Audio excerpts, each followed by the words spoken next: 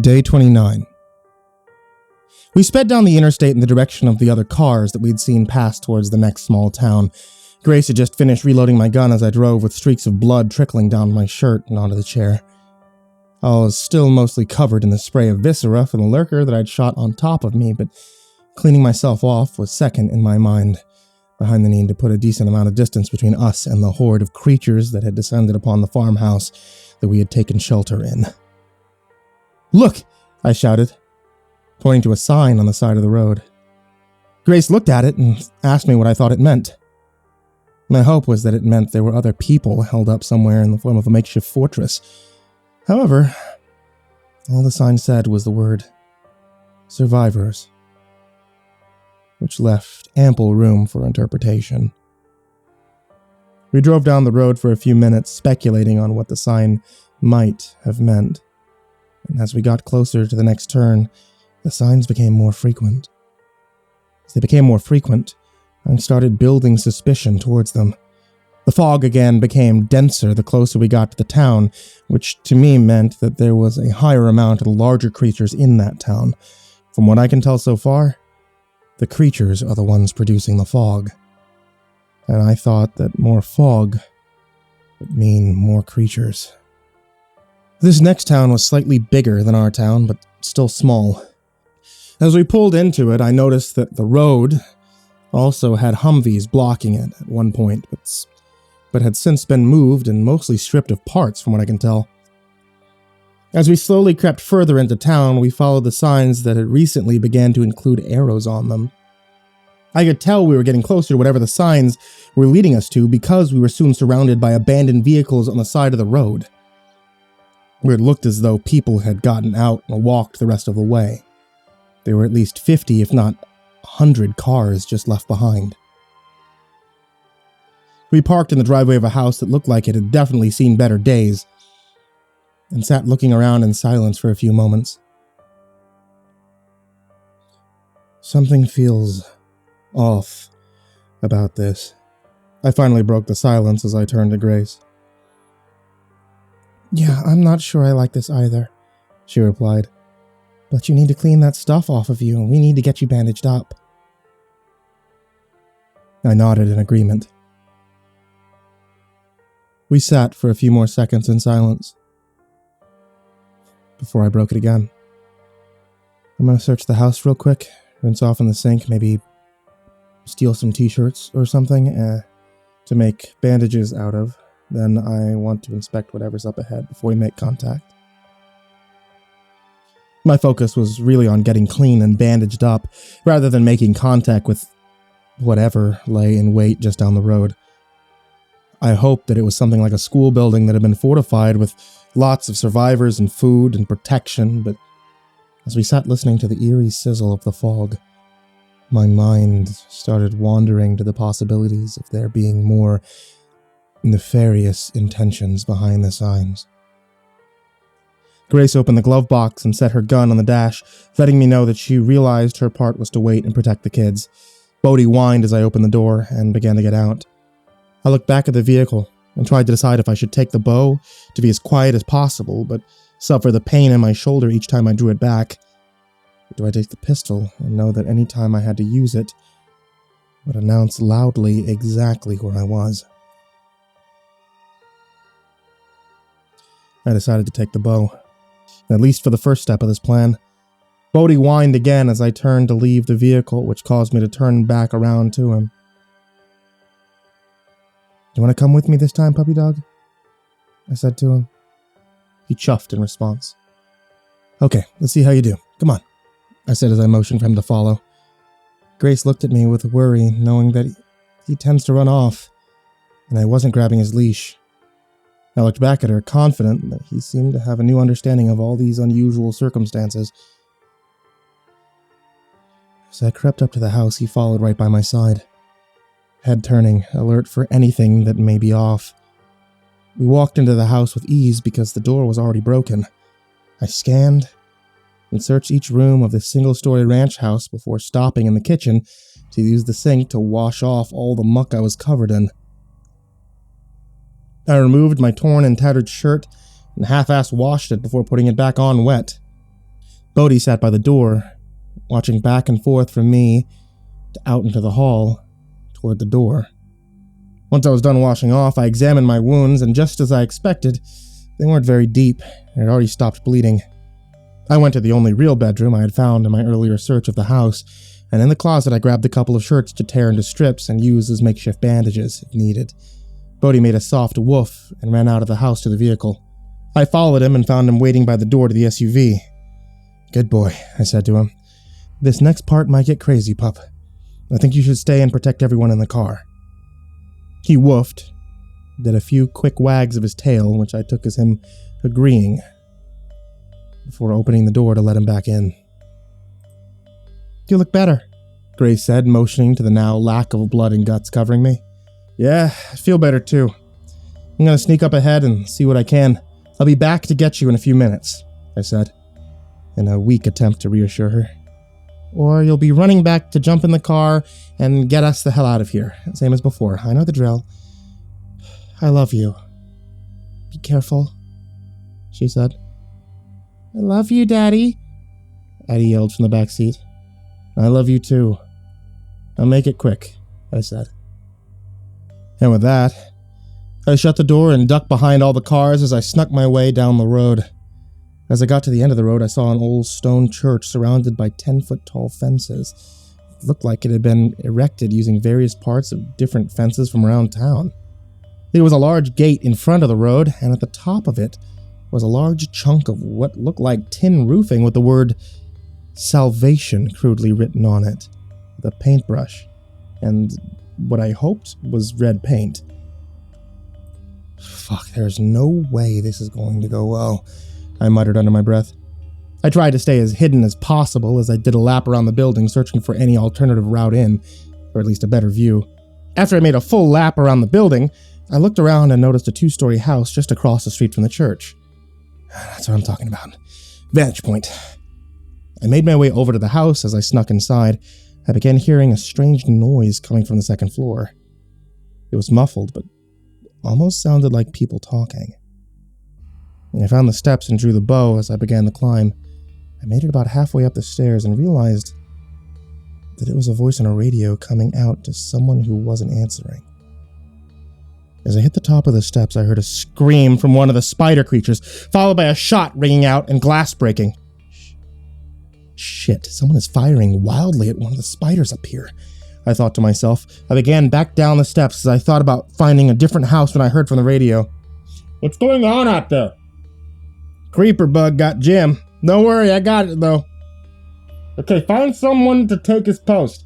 Preferably someone who's paying attention so they don't end up like Jim." Okay. Who should I get? Do it."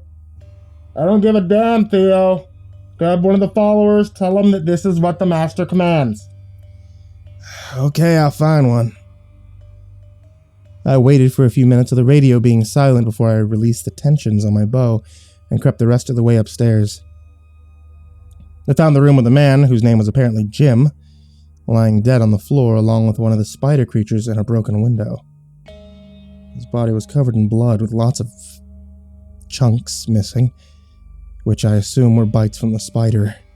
I took the radio off Jim and quickly moved to the side of the window out of view. I really wish I'd brought the scoped rifle or at least some binoculars. From the edge of the window, I saw the gate open and a tall young man walk towards the house. This must be the sorry son of a bitch that was going to take Jim's post, I thought as he made his way towards the door. I quickly set the radio back down next to Jim in the middle of the room, slid over to the cover behind the door, and drew my bow. The radio started crackling out. "Ben, you at your post yet?" Clearly this new guard's name was Ben.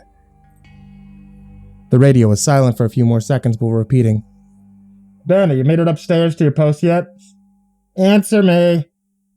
I could hear him coming up the steps and half jogged over to the room.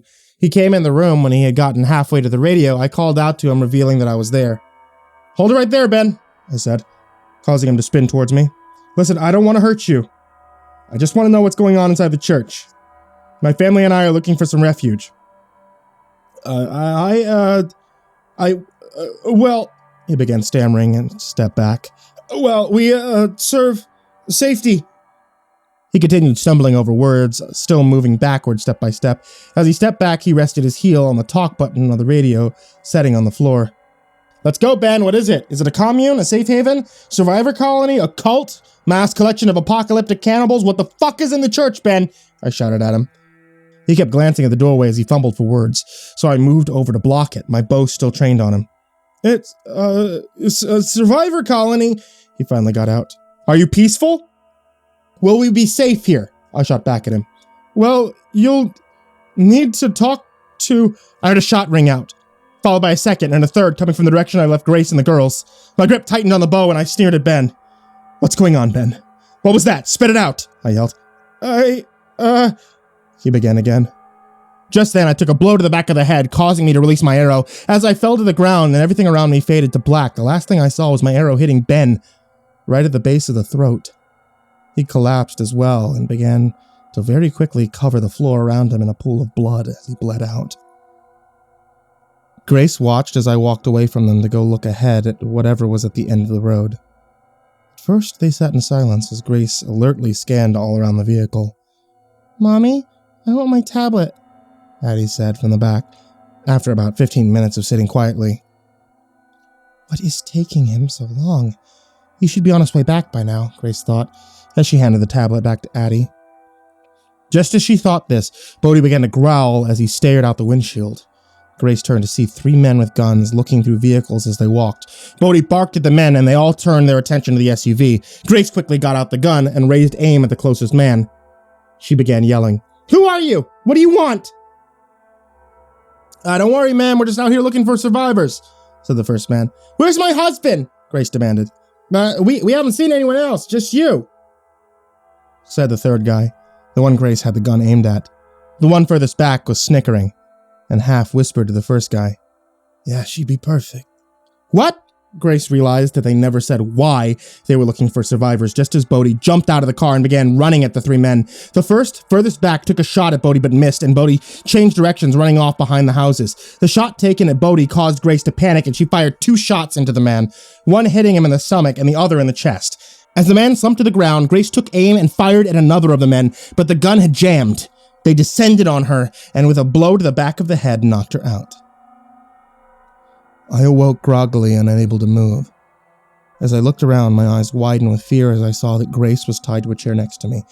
I looked down and noticed that I was tied to a chair as well. We were up front of the church in the main chapel. The rows of pews before us were nearly filled with people. Some were alive. Some were not. There was a huge man standing between us, looking out over his flock of the confused, yelling out some sort of sermon that didn't make much sense. The man had long, bloodied robes that had both red and purple creature blood staining it.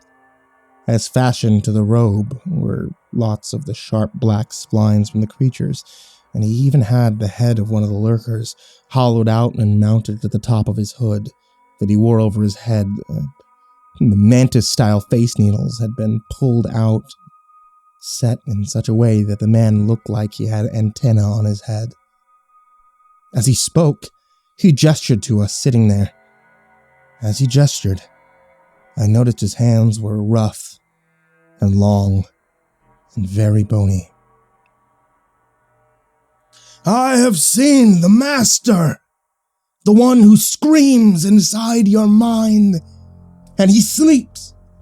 He rests beneath the ground waiting for our sacrifice so he can pass us on to the other side where eternal bliss awaits. And now, my friends, with the discovery of these people, we will have that sacrifice, the old man yelled out to his disciples. And as he said this, the living ones cheered at his words. The smell inside the chapel was putrid. It had been decorated very intricately with various body parts and organs from the different creatures that now plagued the landscape. I nearly retched the sight of how many of the followers stood and cheered next to decaying corpses that had been placed in the pews. Where are my children? Grace yelled as she regained consciousness. Oh, my little lamb, they are safe. They will be raised as our new generation of followers. He directed the first of his responses to Grace before turning and yelling out to his disciples, "Servants of the Master! Slaves to the beast's will!" Again, the crowd cheered. A screech suddenly pierced the air coming from outside. It was followed by a gunshot, then several more gunshots, and another screech, and soon a cacophony of screams and screeches. Gunshots began to ring out from all directions. "The time has come, my flock. We must get these sacrifices to the beast," the robed man shouted. As he turned towards us, the ground began to rumble, and the air was filled with a roar from a behemoth. Holy shit.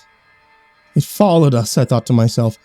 I struggled to break free as Grace did the same. Neither of us were having much luck.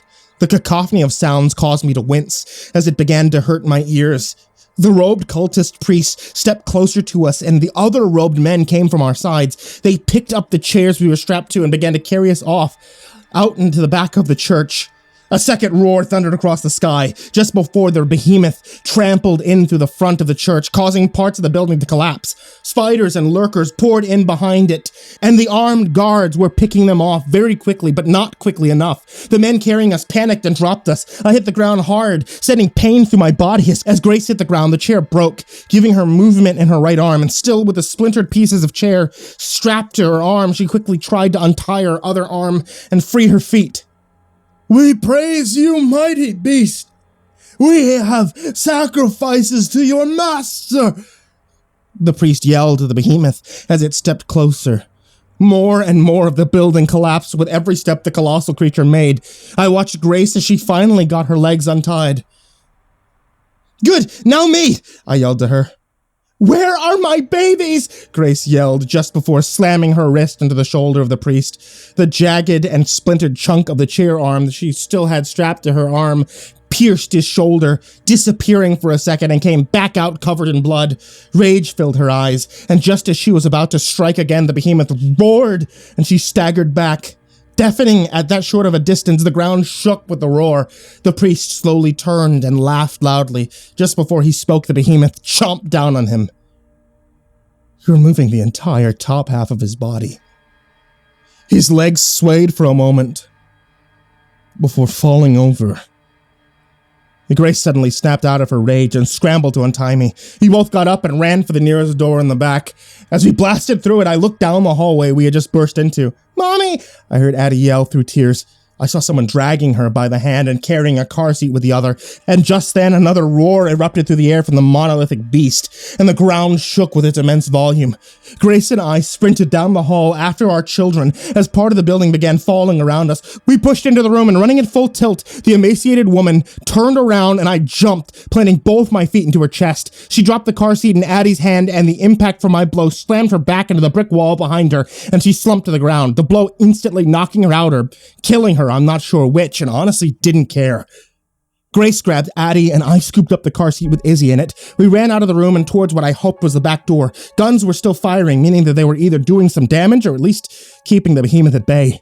The screeches and screams of the other creatures had died down, so I was hoping that meant most of them had been eliminated. And as we burst through the back door and into the open air, another roar emanated from inside the building. This roar started sounding weaker, meaning that the guards were doing at least some damage. Close behind us, the massive beast crashed through the back of the building. As we ran away and back down the road, I heard the 50 cal, the machine guns that had been removed from the Humvees at the edge of town. They sprayed bullets at the giant for a few seconds before I saw a lurker take one of them. As we ran, a spider came around the corner and jumped at Grace, hitting her in the back and knocking her to the ground. Izzy's car seat bounced and skidded on the ground. I spun around as Grace yelled out. Setting Addie down, I ran to Grace and I grabbed the spider by the legs and whipped it towards the air at the behemoth. Izzy was crying and scared, but completely unhurt, at least. As Grace got back up and grabbed the car seat and began to run again, I scooped up Addie, who was crouched by a wall where I sat her down, crying. As we ran, the behemoth sluggishly followed, dragging its steps more and more each time.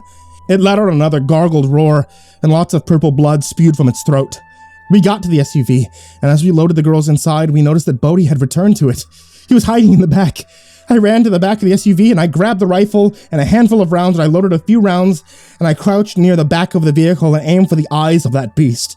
The rounds of the remaining 50 cal still hitting the beast in the back, and just before I fired, the beast got to roar again and instead let out a gargle as it spews forth more of its own purple blood and collapsed to the ground in front of me. I retained my aim off further in the distance as the 50 cal bullets still fly in the direction of the beast, meaning that guy who was firing it was just blind firing in the direction that massive creature had walked off in. I couldn't see him through the now very dense fog. The purple and gray haze had become much thicker as more of the creatures released plumes of it as they died. And just then the machine gun stopped as I heard a man screaming from the distance. Something must have gotten him, I thought. And just as that thought entered my head, the behemoth flared the slits in its neck and released a massive amount of fog into the air. Still not completely sure if the fog had any true effect on us. Battered and beaten from nearly a month of all this running and fighting, I turned and I got back into the vehicle and I sped off, out of town, as fast as I could. Creatures still flocking to the town towards the church. We rammed and ran over lots of them as I floored it out of town, and when we hit the interstate again, the fog seemed to lighten the further we got from that large gathering of creatures. I really had wished that I still had the pistol, at least one of them, but both mine and Grace's were taken from us by the cult, and we didn't get the chance to get them back before our escape. We did find the girls. Surprisingly enough, Bodhi, on our way out, and that's what truly matters. The girls calmed down almost as soon as we hit the interstate, and we sat driving in silence, broken only by the sound of tires on the road, still in shock from the insanity of the day. Without any sort of plan, I drove us west, trying to stay moving as much as possible, stopping only for gas. Day 35. It's been over a month since this all started, and almost a week since we've watched the colossal beast fall.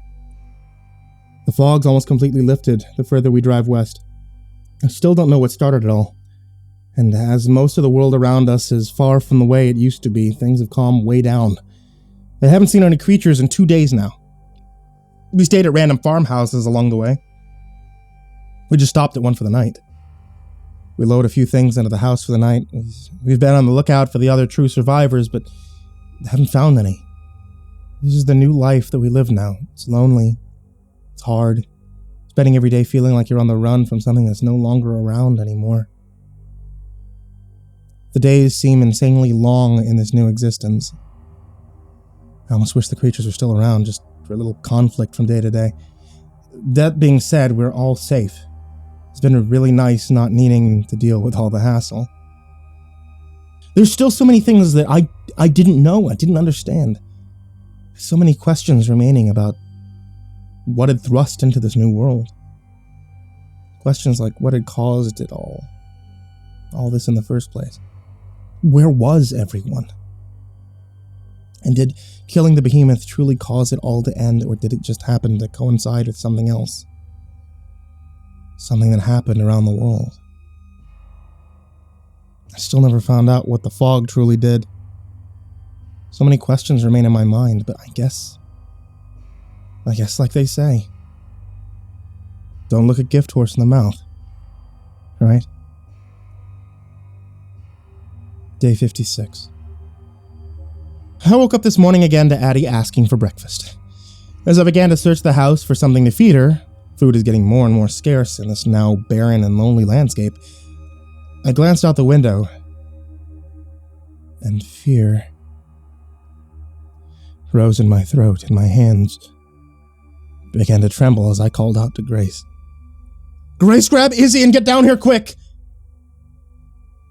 As I look out the window in the dim morning light, I could see dew covering the grass, and the day outside very quiet, except for a soft sizzle. There's a gray and purple fog starting to roll in.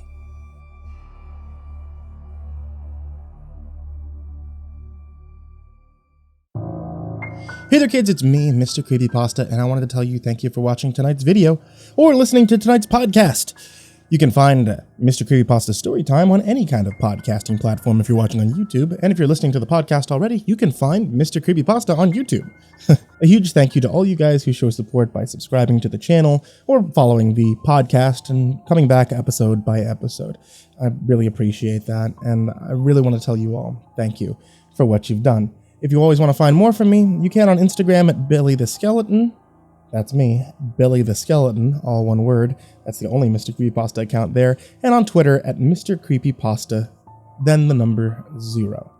I'm also on Patreon. You can find a whole bunch of other people supporting on Patreon in the description down below, but there is a very, very special thank you to these people in particular. Jordan Alexander Sanchez, Creepypasta Adam, Ken Lando Higuchi, Mazakine, Champinski, The Red Oak Shield Virus, G Weevil 3, Diana Kraus, Stephen Van Huss, Chance Burton, Tristan Pelton, Nico Kao, The Ginger Bros, Last Blade Song, Eliminator 86, Steampunk Sinner, Caleb Dougal, Sky Harbor, The Homeless Bird 93, Bobby Carmen, Liam Newman, Aaron Stormcrow, Barbara Maceo, Thomas Burgett, Azazel Rotten, S-Man, Kirisuba, Bad Honey, Someone You Love, Said the King 56, Somber Puppet, Wolfie Nums, Shadow Morningstar, Sean Mills, Jesse Gonzalez, Mad Marstomp, Z. Kearley, Cassie Core, Mr. Thud, and Patrick Schoolmeister. These guys are the real MVPs, and all of you who are listening are also the real MVPs. Stay safe, everyone,